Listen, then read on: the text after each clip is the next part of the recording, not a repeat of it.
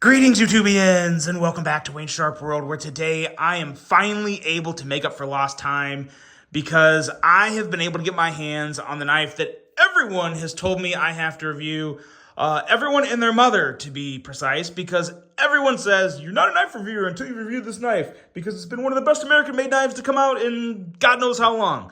So finally, maybe after this video, I can call myself a professional knife reviewer, as silly and dumb as that sounds. What we have right here is the Kershaw Bel Air. And I have to say, I've been wanting to get my hands on it for a very long time. My table's been flooded. I've been busy. I've been on the go. I was finally able to make the stars align to get one of these in my hands. So without any further ado, let's take a look at some overall specs on this pretty darn snazzy American-made blade right here. We have an overall length coming in at 7.13 inches, a blade length of 3.07 inches, and a blade thickness at a very thin 89 thousandths. To make it even better, we are looking at Magna Cut for the blade steel on this particular version. We have kind of a modified Wharncliffe blade shape, I guess. Some people may call it a drop point. Yeah, I'm going to go with modified Wharncliffe. Flat grind, full flat grind at that. Very nice. Handle length of 4.06 inches, handle thickness at 390 thousandths. This particular variant here has aluminum for the handle material with a very nice crossbar lock. Thoroughly enjoying the action on this knife with a left or right hand tip up carry, weight coming in at 2.9 ounces. This particular version here runs about $150, but they're going to vary depending on what type of variant you decide to go with. There's marbled carbon fiber, aluminum, I think there's a titanium.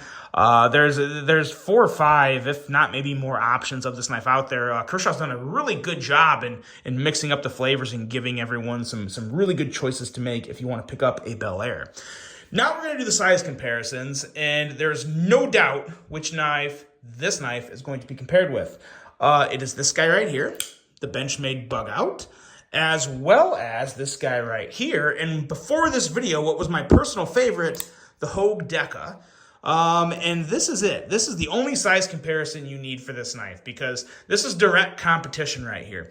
And whether companies want to admit it, knife companies compete with each other, whether it be directly or indirectly. Because if someone wants to buy a Kershaw Bel Air or a Hogue Deca or a Benchmade Bug Out, odds are they're going to look at all three of these, because who in the hell goes out and says, hey, I'm going to buy a certain type of something, and especially something like a knife or or other things that go poo-poo, or pew-pew, or anything that is fun, that is considered a tool slash toy slash, fun guy thing or girl thing.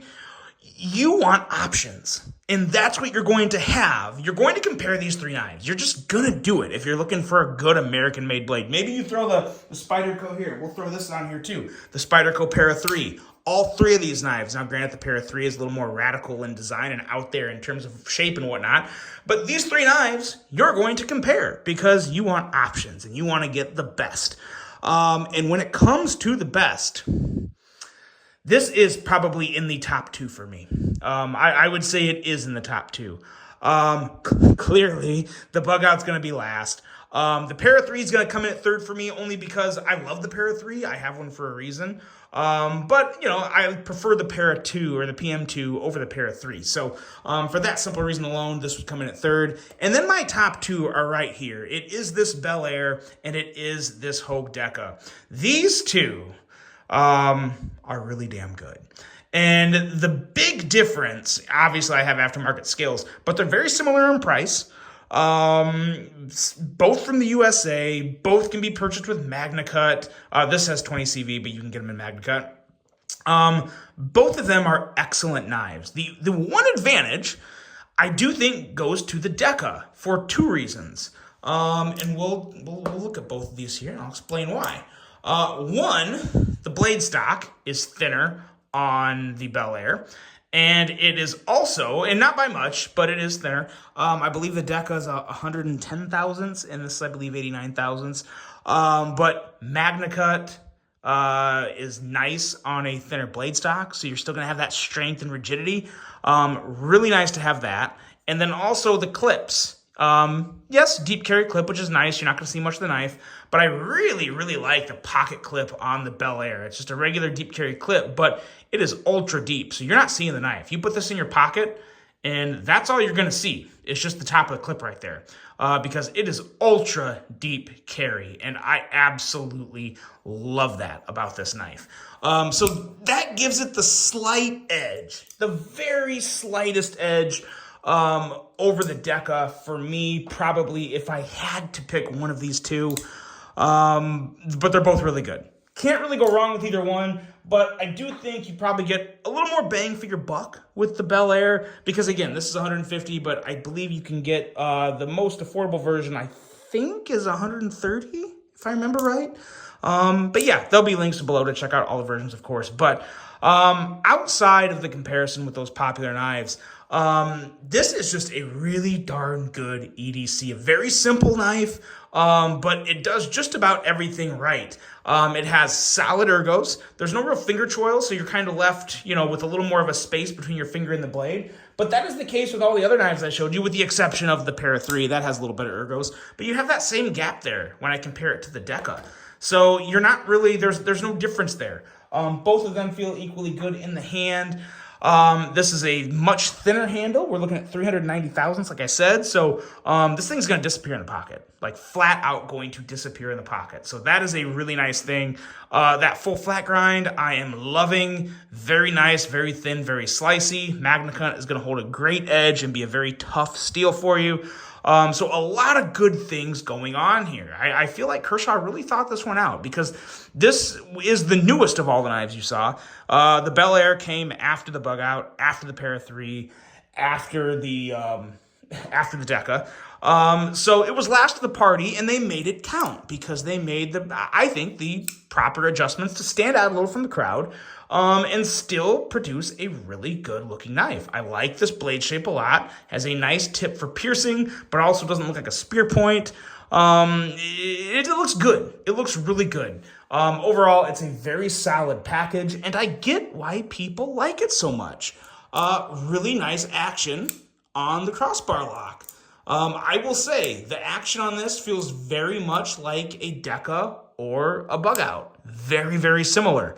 If I was blindfolded, if I could probably still tell, just because of the difference in shape of the handle and everything. But in terms of just action, like just the spring tension, the fidget factor, the smoothness, this is right there with the Deca, and better than the Bug Out. The Bug Out can change a little from version to version. I don't feel like the action's consistent with it. But this has been just very nice, very enjoyable. And yeah, I mean, there is no reason to not consider this knife. If you are looking for something like a Bug Out or a Deca or a Para 3, 100% throw the Bel Air into this conversation, because it has all the good things you're probably looking for in a knife if you're looking at those other three knives. Or if you're just looking for a good American-made knife. You really can't go wrong with this one. Kershaw's been around for a very long time, and they haven't always made knives this expensive. To see them doing that now is cool. It's really cool. I like it. And it's not assisted. It's a nice manual crossbar locking folder. Just a lot of really good stuff about the Bel Air. Really happy they brought this to the market. Really happy I finally got to be able to check this guy out. And guess what? It's not going anywhere. It is definitely not going anywhere other than in my pocket, because this could very well turn into a somewhat of a regular carry for me, more of my kind of like my general everyday beater carry. I think this would be a really good option for that. It's built to hold up and take a good beating and just stay slicey and stay good. So that's the Bel Air, guys. It took me a hell of a long time to get this review to you, but I finally did. Let me know what you think of the Bel Air, because you've all probably handled one before I did. So let me know what you think. I hope you guys enjoyed it. Let me know if you agree or disagree with any of the things I said. And that is that. I have one more video coming up for you here in just a little while tonight. Busy stuff, busy times going on right now in Wayne Sharp World, but good things are coming. I hope you guys enjoyed this one. Hope you have a great rest of your day. And until the next one, which is very soon, I'm out.